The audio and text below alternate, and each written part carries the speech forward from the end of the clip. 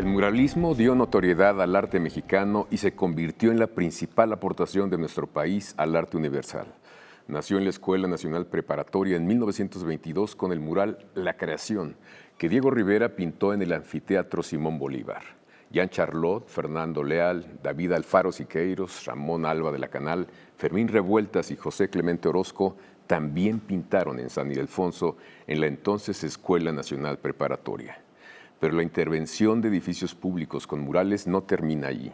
Los hay en la Secretaría de Educación Pública, en el Palacio de Bellas Artes, en Ciudad Universitaria, en el Hospicio Cabañas, en la Suprema Corte, en el Poliforum. Juan O'Gorman construye con piedras naturales el estupendo mural Representación Histórica de la Cultura en la Biblioteca Central Universitaria y hasta hubo, en un balneario, uno de Manuel Felgueres. A 100 años del surgimiento del muralismo, es buen momento para hacer un balance y ver sus perspectivas. Por eso hoy está con nosotros la historiadora de arte Marisol Argüelles, directora del Museo Mural Diego Rivera y de los museos Casa Estudio Diego Rivera y Frida Kahlo. Gracias, Marisol, por estar aquí con nosotros. Al contrario, gracias a ti, Javier. Pues lo que estás haciendo en estos dos museos, estupendamente bien llevados, pues es precisamente acercarnos al muralismo desde otros puntos de vista.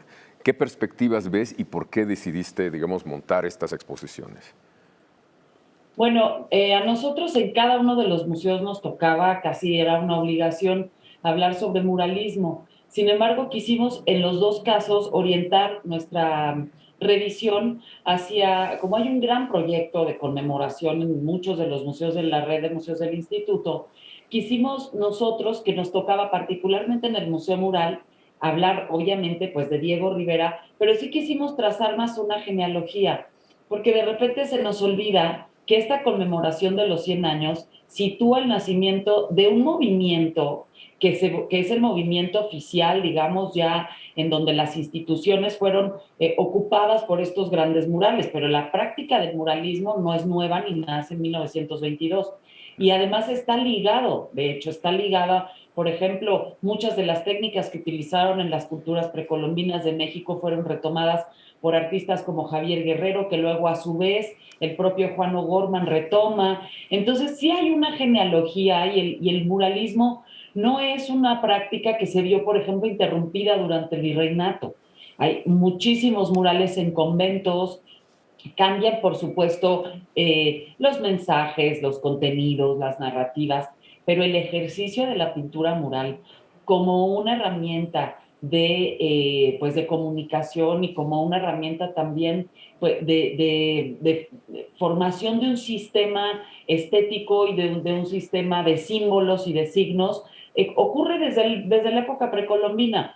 Entonces nos interesaba mucho que el Museo Mural, dado que resguardamos este gran fresco de Diego Rivera, Sueño de una tarde dominical en la Alameda Central, pudiera ver para atrás y ofrecer perspectivas que son útiles y que son necesarias cuando nos queremos acercar también al muralismo del siglo XX. Entonces, esta exposición que cura Jorge Reynoso Pollens, que es un investigador y un historiador del arte en quien pusimos toda nuestra confianza porque sabíamos que era la persona ideal para hacer esto, lo que hizo fue hacer un planteamiento muy, muy interesante en donde recorre, por ejemplo, todas aquellas imágenes que están relacionadas, que de alguna manera alimentaron las estrategias de los muralistas que recurrieron, por ejemplo, a los sistemas religiosos, a los sistemas devocionales, a una serie de cosas que ya te iré contando, pero que finalmente resultaron pues en una operación muy estratégica para que realmente el muralismo pudiera ser decodificado, entendido y fuera asimilado pues como lo que fue, como algo que identificó la producción artística del siglo XX. Digamos que ellos resemantizan imágenes que ya estaban volando, digamos, en la cultura, pues en el imaginario colectivo. Exactamente. Por ejemplo, hay una serie de... La exposición es muy interesante porque, si bien, bueno, cuando es una exposición de muralismo no te puedes traer los murales. Entonces lo que hicimos fue reproducir a pequeña y gran escala muchos de estos murales que son la fuente de lo que después se utilizó. Por ejemplo, Están los murales de Ixmiquilpan, hay algunos conventos y otros murales. Coincide, por ejemplo, el proyecto de Vasconcelos, cuando convoca a estos artistas, coincide también con un estudio sobre Teotihuacán, que es uno de los primeros estudios que se están haciendo. Entonces, ¿cómo los murales de Teotihuacán y murales de otras zonas, en ese entonces ya se les llamaba zonas arqueológicas, empiezan a alimentar un imaginario y que tiene que ver, por ejemplo, con la proliferación del uso de plantas en las imágenes, que después eso se retoma en los murales de los conventos novohispanos, pero como también los códices, por ejemplo, los códices precolombinos también alimentan la forma en la que se codifican las imágenes a gran escala, ¿no? Y no nada más los códices precolombinos, sino los antiguos escritos, los manuscritos medievales. Es decir, es muy interesante ver cómo se traza todo un sistema al que acuden estos muralistas y que a veces probablemente sea de manera inconsciente, pero otras muchas son muy evidentes las referencias que hay, ¿no? Hay, por ejemplo, una sección en esta exposición que a mí me parece muy interesante porque es un ejercicio de historiador del arte el que hace el curador, en donde hace ejercicios de comparación.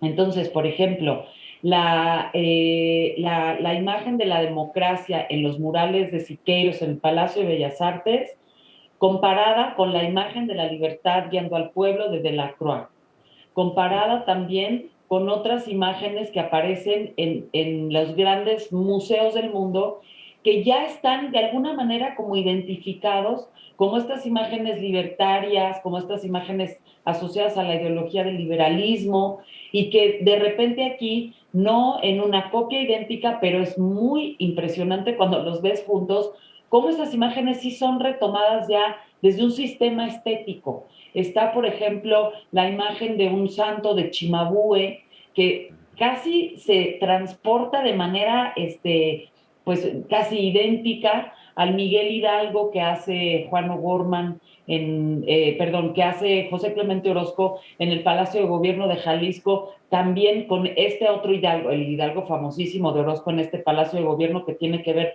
con una representación de la Capilla Sixtina, cosas que normalmente no tenemos no a la mano en cuando vemos estos murales del siglo XX, pero cómo efectivamente el muralismo mexicano, no nada más es una práctica que continúa de 200, 300 años atrás, sino que además acude a otros sistemas estéticos y he ahí su gran efectividad y he ahí el gran éxito que tuvo.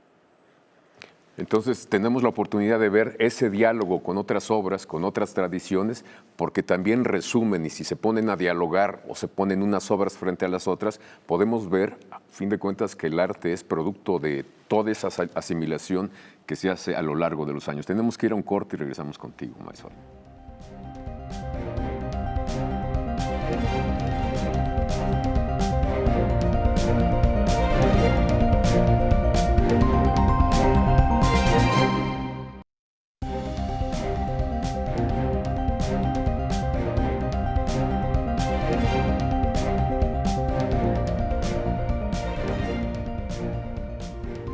Marisol Argüelles, entonces el trabajo de los muralistas no es solo retomar esa tradición que viene de varias partes, del México prehispánico, pero también de Europa, pero también ellos suman una gran capacidad de síntesis para plasmar, digamos, en imágenes poderosas momentos históricos bastante complicados, ¿no? Así es, y bueno, algo que resulta muy interesante también es que en estos momentos históricos ocurre en México también en esta efervescencia nacionalista, ocurre también pues el retomar o revisar imágenes del pasado precolombino que desde la época virreinal ya había habido como un primer intento. De ahí, por ejemplo, pues está la Piedra del Sol que estuvo exhibida junto a la catedral, y la figura del Acuatlicue se convierte en un elemento súper importante. Hay una sección en la exposición Perspectivas al Muralismo que está dedicada al mural inacabado de Saturnino Herrán, Nuestros Dioses. Saturnino Herrán es un pionero y es un precursor, sin duda alguna, del muralismo mexicano. Muere muy joven, entonces no alcanza a ingresar al gran proyecto, pero por supuesto que puede ser tomado en cuenta como un precursor. Y él acude a una serie de imágenes que son muy interesantes, en donde, por ejemplo, coloca una gran imagen de la Coatlicue, de donde sale además una imagen de un Cristo crucificado, acompañado por una procesión, en donde está una procesión de indígenas y una procesión de, digamos, criollos en ese momento, podríamos decir que están identificados así. Y eso también habla de el momento en el que México se está hablando de nuevo sobre el mestizaje. ¿Cuál es la nación mexicana que está conformada pues por este como crisol cultural, etcétera, en donde estas imágenes están también siendo imágenes devocionales, pero que no han tirado por completo pues el pasado religioso, que sigue permaneciendo, y en muchos de los rituales, en muchas de las prácticas, que eso también es muy interesante ver cómo la parte del cuerpo, cómo el cuerpo ocupa un lugar muy importante en la práctica del muralismo, tanto para quien lo ejerce como para quien lo visita. Entonces, bueno, esta sección de Saturnino Ran es muy interesante porque además la imagen de la Coatlicue empieza a reproducirse en una cantidad enorme de cosas, en grabados, en textos, empieza a aparecer y aparecer la imagen de la Coatlicue, pero de la mano de artistas como Saturnino Herrán empieza también a configurarse la imagen del indígena y la imagen también del mestizo, o sea, de esta nación mestiza. Entonces creo que además viene a cuento en estos años y en estos días en donde hemos estado hablando pues de la descolonización. Los museos en el mundo entero han tenido ese debate, los propios museos mexicanos lo han tenido también. Entonces creo que también es bien interesante cómo el muralismo y el proyecto del siglo XX nos da para hablar de una serie de fenómenos que hoy seguimos discutiendo, que hoy hemos retomado, en donde pues sí, este conjunto de acontecimientos históricos aparecen, bueno, qué decir del mural de Diego Rivera, en donde aparece la reforma, la revolución, es decir, una cantidad enorme de acontecimientos históricos. Pero en esta exposición particularmente se revisan estos momentos en donde las imágenes cobran muchísimo poder y se convierten en parte del repertorio que hoy todos entendemos, todos comprendemos, porque compartimos pues esta identidad y compartimos esta manera de poder decodificar esos signos que se codificaron en ese momento. Si bien no nació en 1922, como tú dices, la tradición del muralismo en México y más atrás, sí es un momento importante porque fue una explosión en realidad y buscaban lo que Saturnino Herrán, como bien dices, quería fijar, el mestizaje, y me da la impresión, no sé si tú piensas lo mismo, en que se quería crear una imagen de lo mexicano, el decir somos así. Por eso esas imágenes de Saturnino son tan ricas y se han multiplicado, como bien dices, en el caso de la Coatlicue. Este movimiento, el de los muralistas, me llama la atención porque fue producto también de un ponerse de acuerdo entre personajes que tenían a veces pocas cosas en común. Lo impulsó un general, lo lideró Vasconcelos, que era un hombre creyente, bastante conservador en muchos casos, y bueno, los pintores eran francamente izquierdistas o comunistas, ¿no? Yo creo que es pues un ejemplo de que se puede coincidir en las cosas que tienen sentido, ¿no te parece? No, me parece muy interesante, Javier, lo que dices, porque efectivamente así es. Y de hecho estos propios muralistas tienen entre sí mismos acaloradísimos debates sobre cuál es el arte mexicano, cuál es el rol del artista. Por ejemplo, no está de más recordar el gran debate que tuvieron Siqueiros y Rivera y que terminaron poniéndose de acuerdo, pero que luego reviven también una serie de debates del papel político del artista. Vaya, sí efectivamente es un momento en donde confluyen muchas ideologías, muchas formas de pensar. Rivera, antes de venir a México, está en París en el estallido de la Revolución Mexicana, llega acá y él pues es un artista que viene de haber pertenecido a las vanguardias artísticas en Europa, muy empapado, bueno, no más empapado, creo que fue uno de los grandes cubistas estando allá en París. Entonces cuando vuelve, pues también cambia por completo su estética para adaptarla a este gran movimiento que hasta Vasconcelos lo manda por ahí a un viaje iniciático para que realmente pueda pues desarrollar una estética que tenga que ver más con lo identitario. Exactamente, y tú además a esta lectura, a estas perspectivas, digamos, sobre el muralismo, le sumaste un ingrediente interesante en los otros museos, en las casas de estudio de Diego Rivera y de Frida Kahlo, y es la cuestión de la arquitectura. Así es. Sí, aquí en el Museo Estudio acabamos de abrir una exposición que se llama Arquitectos y Muralistas, Casas de Estudio del siglo XX en México, que cura Mónica del Arenal, una arquitecta tapatía, que es, entre otras muchas cosas, investigadora de arquitectura. Y bueno, es un proyecto que empezó más pequeño, pero que se fue ampliando. Yo a Mónica la conocí hace tiempo, pero me compartió la investigación que ella había tenido a su alcance del arquitecto Carlos Ochoa, también un arquitecto tapatío, que adquirió el taller dormitorio de José Clemente Orozco en Guadalajara. Y resultó muy interesante porque él hace un estudio muy profundo de la arquitectura de Luis Barragán, que es quien hace esta casa de José Clemente Orozco, y cómo la arquitectura de Barragán se va perfilando hacia lo que hoy conocemos o identificamos como la clásica arquitectura de Barragán a partir del trabajo que hace con José Clemente Orozco. Es decir, Orozco está detrás de la construcción de esa casa, está detrás de esta abstracción, geometrización de la arquitectura que ya había aparecido en grabados y en pinturas de Orozco antes y que luego se convierten, por ejemplo, en las famosas terrazas de Luis Barragán.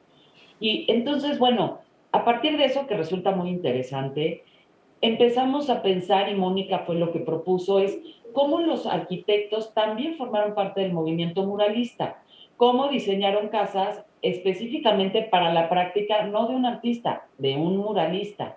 Entonces son casas diseñadas o adaptadas, en el caso de Siqueiros y la casa de Tres Picos, que ya la compró Siqueiros con la casa ya hecha, pero cómo la va adaptando para poder tener ahí murales, techar algunos patios. Digo, Siqueiros termina viviendo poco tiempo ahí porque lo encarcelan y después hace la tallera. Pero entonces son proyectos arquitectónicos muy interesantes en donde vemos a los muralistas detrás de los arquitectos. Entonces van casi de la mano proponiéndoles espacios, formas, herramientas que necesitan para desarrollarse bien. Un caso distinto es el de Juan O'Gorman, que Diego Rivera está en Estados Unidos cuando Juan O'Gorman hace la casa de San Ángel, y en este caso O'Gorman lo que hace es conocer perfecto a Diego Rivera y diseña una casa ya en función de un personaje que él ya conocía, pero por ejemplo le diseña unos ventanales plegables para que pudieran entrar y salir por ahí los murales, le hace 2 cuartos en la casa taller para que puedan quienes iban a retratarse pudieran descansar, pero también para que Diego Rivera descansara porque era pues un poco adicto al trabajo, eso es bien sabido. Entonces sí es muy interesante, la exposición tiene maquetas que se hicieron de las casas, es muy, muy interesante ver los espacios, cómo realmente son espacios diseñados para la personalidad y el trabajo de cada uno de los artistas. Sin En el duda caso alguna de José... es muy interesante. Marisol, tenemos que ir a un corte y qué bueno Sí. que nos llamas la atención sobre la arquitectura, porque la arquitectura también, entre otras cosas, es el arte que se habita. Vamos a un corte y estamos contigo.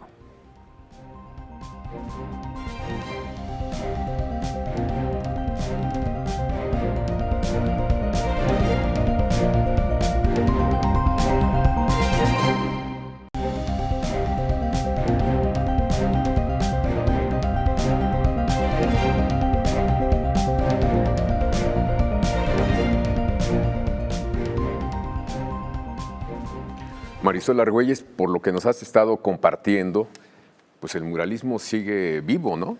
No terminó, digamos, es un proceso que continúa. ¿Tienes algo que ver en este sentido con una exposición que tienes montada en el Museo Mural, no? Así es, hicimos un proyecto que se llama Otros Muralismos. Hace tiempo recuperamos 2 espacios, 2 salas pequeñas que están junto al mural y las hemos destinado a hacer proyectos de archivo o proyectos especiales. Este año lo que hicimos fue invitar a 2 artistas contemporáneos a intervenir estos espacios. Por un lado está el trabajo de Moza Saracho, que es una artista mexicana que yo de ella había conocido su trabajo como haciendo murales abstractos, pero fue muy interesante el proceso, que además es muy padre trabajar con artistas vivos porque se trabaja de una manera pues un poco impredecible en muchos casos cuando comisionas una pieza y así fue. Y Moza lo que hizo fue retomar imágenes aisladas del mural, por ejemplo, el color del vestido de la revoltosa que aparece en el mural de Rivera y algunos otros elementos aislados y los pone en un mural en donde además retoma más como el lenguaje y el espíritu del activismo, de las protestas, de los movimientos sociales actuales. A mí me gustó mucho que hiciera eso Moza porque de alguna manera yo pienso que el Museo Mural no puede estar aislado del lugar en el que está. Está en Avenida Juárez, en la Plaza de la Solidaridad junto a la Alameda, es decir, es un escenario histórico, pero también es un escenario muy vivo, por ahí pasan todas las protestas y manifestaciones, tenemos una comunidad políticamente activa enorme, los movimientos feministas pasan por ahí, entonces me gustó mucho porque creo que los museos hoy en día tienen que abrirse, que no ser estas instituciones aisladas, sino que realmente deben de estar en diálogo y en contacto con lo que pasa afuera de la puerta. Entonces, eso me pareció interesante. Y por otro lado, invitamos también a Marcos Castro, en donde ocurrió algo también inesperado. Marcos es un artista mexicano también, que durante mucho tiempo ha trabajado temas de ecología, pero siempre como en una serie de imágenes un poco apocalípticas. Yo había conocido su trabajo hace ya varios años, pero bueno, francamente fue una sorpresa muy buena comisionar un mural, decirle, Marcos, haz lo que tú quieras aquí. Y Marcos, pensando un poco en el tema que estábamos hablando, que si el muralismo, etcétera, hizo una intervención en todos los tres muros que le tocaron adentro de esta pequeña sala. Y lo que hizo fue hacer como una especie de juxtaposición de eventos históricos que suceden simultáneamente, ¿no? En este mural. Y hay una gran representación de la Coatlico. Entonces me gustó mucho cómo dialoga la Coatlico de Marcos Castro, vista desde, o pintada o representada con esta mano contemporánea, metida como además en una especie de apocalipsis, en donde aparecen, por ejemplo, los movimientos del 68, una serie de cosas, y de repente está enorme Coatlicue en medio de esta visión un poco apocalíptica de la historia. Y el sentido de hacer esto también es decir, a nosotros como Museo Mural nos toca revisar la modernidad mexicana y Diego Rivera. Pero el muralismo es mucho más que el muralismo de Diego Rivera, de José Clemente Orozco, etcétera. Es una práctica que va pues desde hace muchísimos años y continúa viva, ya bajo otros circuitos, es decir, ya no son las instituciones necesariamente como sucedió en el siglo XX que comisionaron artistas con un proyecto muy específico y con un objetivo específico. Las cosas han cambiado, pero el muralismo sigue y sigue vivo y nos pareció interesante a nosotros como institución pública pues abrir una pequeña ventana para hablar de lo mucho que tenemos que ver todavía del muralismo que hoy vive y que está en las calles y que está pues en las casas y en los museos. Bueno, pues los dos casos, Moza Saracho y Marcos Castro, pues dan cuenta de esa tradición también de los muralistas, que es muy larga, y tiene que ver con tocar tierra con la gente, con la vida menuda que transcurre, digamos, por las calles. Eso también me llamó la atención y me da mucho gusto porque da continuidad también a ese espíritu que es el del trabajo de los muralistas. Yo hace tiempo le pregunté a Felgueres, que él era de una corriente crítica a los muralistas iniciales, digamos, que empezaron en el 22, por qué se había puesto a hacer murales y me dijo una cosa bastante obvia, ¿no? Dice, yo veía que a mis exposiciones asistían, si bien me iba 80 personas, 60 eran amigos y familiares y 20 despistados que entraban pues, para ver qué había. Y a los murales, toda la gente que pasa por ahí, pues los ve, se detiene y los vuelve a ver porque son lugares de paso, ¿no? Efectivamente, sí, creo que el muralismo es una estrategia efectiva. En cualquier caso, viéndolo desde por ejemplo, la forma en la que ocurrió en la época precolombina, que no eran en todos los casos murales abiertos a toda la comunidad, sin embargo, tenían una función también importante, tenían una función ritual. Había otros que efectivamente sí estaban abiertos ¿no? en las grandes procesiones, pero sea lo que sea, en donde coloques el muralismo, La escala, pues es una escala que no puede uno evitarla, ¿no? Entonces es una estrategia, por eso creo que es un proyecto que, pues muy efectivo, o sea, con mucho tino haber pensado estos espacios públicos, cómo los convertimos en el soporte de algo en lo que se estaba trabajando, que era repensar quiénes somos, después de venir de pues muchos años de porfiriato, de pensar en un México que digo, tuvo sus valores, por supuesto que sí, pero bueno, que estaban en ese momento jugando la contraparte y cómo utilizan la escala monumental para difundir una ideología, para difundir una forma de pensar y para abrir también un diálogo, porque creo que lo que seguimos haciendo es hablar de lo que ha quedado plasmado en esos murales y hoy en día y el año pasado, que fueron los 500 años, es muestra de ello, seguimos hablando de esos temas, seguimos cuestionando qué es la pintura mexicana, qué es la identidad nacional en un mundo globalizado, pues que cobra otro sentido. Muy interesante lo que nos comentas y es muy buena oportunidad para ir a estos dos museos, al Museo Mural Diego Rivera y a los museos Casa Frida Kahlo y Diego Rivera en Altavista. Gracias, Marisol, por esta conversación. Gracias a ti, Javier. Gracias también a ustedes por habernos acompañado y los espero aquí la próxima semana.